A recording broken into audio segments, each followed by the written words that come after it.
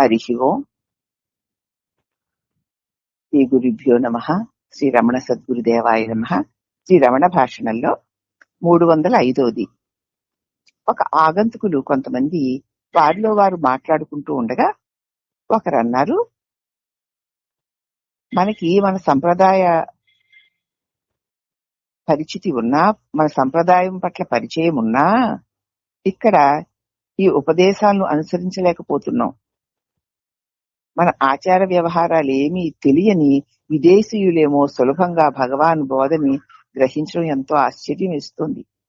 కొంతమంది వచ్చిన వారు కూర్చొని మాట్లాడుకుంటూ మనకి మన భారతదేశ సంప్రదాయము, పద్ధతి, తీరు, తెన్ను, ఆచారము, అక్కడ కూర్చోవడం, నించోవడం, తినడం అనేటువంటి పద్ధతులన్నీ తెలిసినా మనం వాటిని మరి సరిగ్గా ఆచరించలేకపోతున్నాము. మన ఆచారాలు ఏమీ తెలియని విదేశీయులు అతి సులభంగా భగవాన్ బోధల్ని చక్కగా గ్రహిస్తున్నారు. ఆహా, ఎంత ఆశ్చర్యంగా ఉందో కదా అని అన్నారు ఒక ఆయన. వాళ్ళల్లో ఈ లోటు ఉన్నా అర్థం చేసుకుని వారు పడే ప్రయాస చూసి భగవానికి వారి ఎడల చాలా సానుభూతి కలిగింది.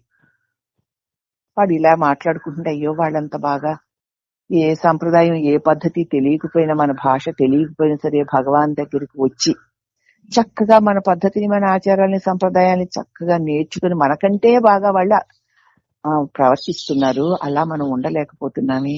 భగవాన్ చెప్పిన బోధలని చక్కగా వాళ్ళు గ్రహిస్తున్నారే అని వాళ్ళు ఆశ్చర్యపోతుంటే, భగవాను వాళ్ళల్లో ఈ లోటు ఉన్నా కూడా అర్థం చేసుకుని వారు పడే ప్రయాసం చూసి వాళ్ళ ఎడల భగవానికి చాలా సానుభూతి కలిగి ఉంటుంది. మన ధర్మాల్లో సుసంపన్నులు కానందున కూడా వారిని కరుణించి ఉంటారు. భగవాను వాళ్ళని చూసి ఎంతో ఎంతో జాలిపడ్డారట, సానుభూతి కలిగిందట. మన ధర్మాల్లో సుసంపన్నులు కానందున కూడా వారిని భగవాన్ కరుణించి ఉంటారేమో. ఎందుకంటే వాళ్ళకి అలా ఎందుకు చేతనవుతోందంటే, వాళ్ళు అర్థం చేసుకోను వారు పడే ప్రయాస చూశారు. భగవాన్ చెప్పే దాన్ని వాళ్ళు అర్థం చేసుకోవడానికి ఆ విదేశీయులు పడే ప్రయాసను చూశారు. అందుకే భగవానికి వాళ్ళ మీద సానుభూతి కలిగి ఉంటుంది. మన ధర్మాల్లో సుసంపన్నులు కానందు వల్ల కూడా వారిని మన ధర్మాలు వాళ్ళకి సరిగ్గా తెలియవు కావు కాబట్టి వాళ్ళని కరుణించి ఉంటారు.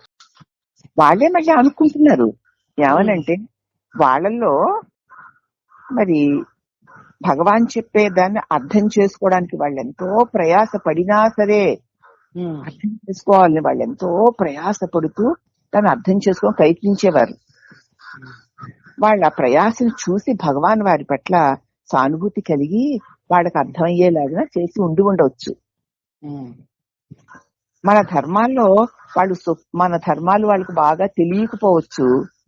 కాబట్టి వాళ్ళకి మన ధర్మాలు తెలియకపోయినా సరే, మన దేశానికి చెందిన వారు కాకపోయినా సరే, మన దివ్యమైనటువంటి పరమాత్మ అనుభవాన్ని, ఆ దివ్యత్వాన్ని పొందాలి అనేటువంటి వాళ్ళ కాంక్ష చూసి వాళ్ళు దాన్ని ప్రయత్నం చేసి తెలుసుకోవడానికి వాళ్ళు పడుతున్న ప్రయాస చూసి వాడిని భగవాన్ కరుణించి ఉంటారు. అందుకే వారంత బాగా గ్రహించి అందుకోగలిగారు అని చెప్పుకుంటున్నారు వాళ్ళు.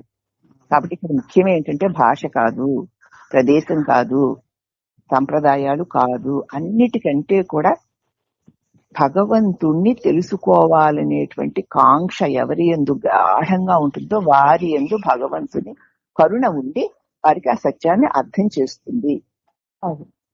మనకు సంప్రదాయాలు తెలుసు, తీరుతెన్నులు తెలుసు, బోధలు తెలుసు, అన్నీ తెలుసు. అయినా సరే మనం దాన్ని అందుకోలేకపోతున్నాం. ఎందుచేత? కాంక్ష లేక. ఎంత ప్రయాస కోర్చైనా సరే భగవాన్ ఏదో చెప్తున్నారు, అర్థం చేసుకోవాలి, దాన్ని మనం అనుభవించాలి అనేటువంటి ఆ కాంక్ష చూసేసరికి భగవాన్ కరుణ కలిగి వారు శ్రమ పడక్కర్లేకుండానే సత్యాన్ని అందిస్తారంతే.